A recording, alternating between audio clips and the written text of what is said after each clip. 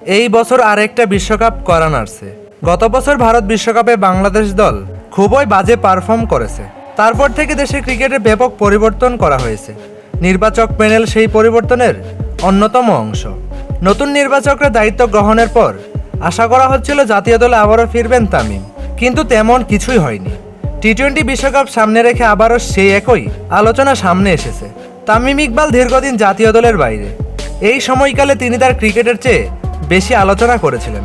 তার অবসর ঘোষণা নিয়ে এবং ঘন ঘন সংবাদ সম্মেলন করেছিলেন। এরপর থেকে আলোচনায় ছিল জাতীয় দলে কবে তামিম ফিরবেন। তিনি ফিরবেন কিনা কেউ জানেন না।